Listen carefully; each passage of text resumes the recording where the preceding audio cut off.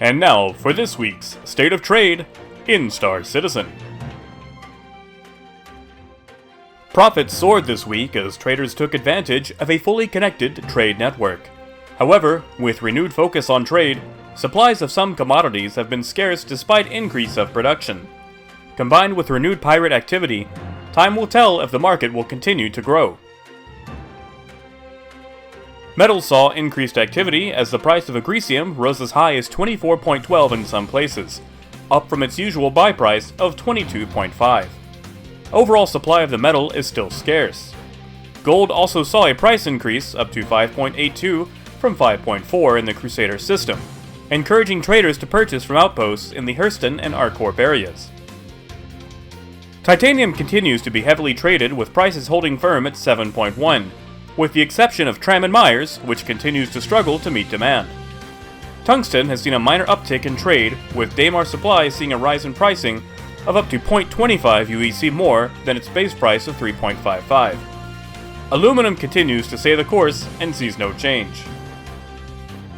Legal vices saw an increase in trade, with prices of distilled spirits from Cellon rising slightly from 4.33 to 4.67. Prices of the commodity on Daymar are holding low at 4.33. Stems from Yela experienced a price increase, up from 2.8 to 2.86. Cellon supplies at Hicks Research continue to hold steady at base pricing.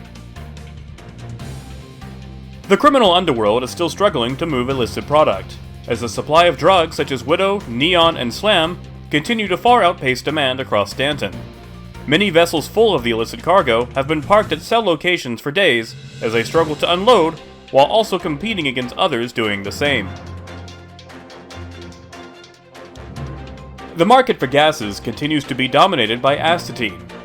The premier gas has simply not kept up with demand in Crusader and ArcCorp locations, with prices climbing as high as 7.89 from its usual 7 UEC, making ETA near Hurston the only reliable supplier. ETA sees minimal price fluctuations and is easily facilitating large-scale trade operations, causing Caterpillar and Starfarer captains to flock to the moon.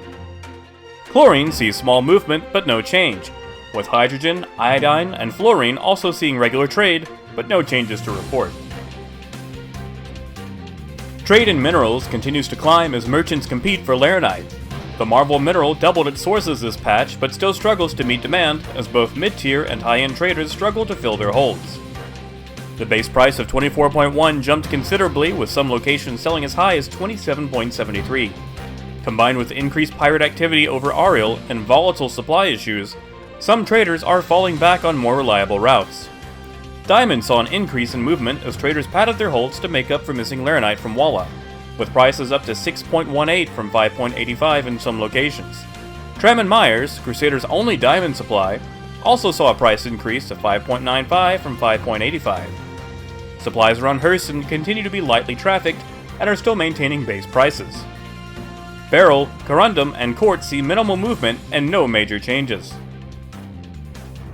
Agricultural supplies see a minor increase from Olisar and on Cellon, rising to 1.02 from a price of 1 UEC. All other supplies continue to hold at base prices. Medical supplies experienced massive shortages as demand from traders skyrocketed. Deacons and Hicks Research were occasionally emptied of the sought-after commodity.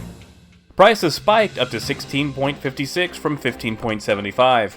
Profit also fell as Lorville and Area 18 were flooded with the commodity this week, with ports buying as low as 18.84, down from their usual sell price of 19.25.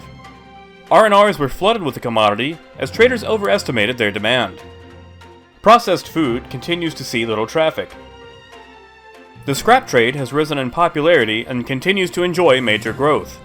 The price of scrap increased slightly at R&R Crew L1 by a single cent, up to 1.36 from 1.35. Scrap continues to enjoy high supplies, low buy-in, and good profit. And now for next week's forecast. Astatine from ETA will see higher price fluctuations, with Olisar continuing to buy at sometimes lower prices. Laranite will continue to be tough to obtain in major quantities as more and more traders have the purchasing power to acquire it. Titanium at Ariel is projected to see a minor price spike. Medical supplies are expected to increase in supply and return closer to its base price as its oversaturation begins to fade. Scrap may see a minor increase in price at sources near Crusader. Tune in next week to see the accuracy of this forecast. That's it for this week's State of Trade. Until next time, keep on trucking.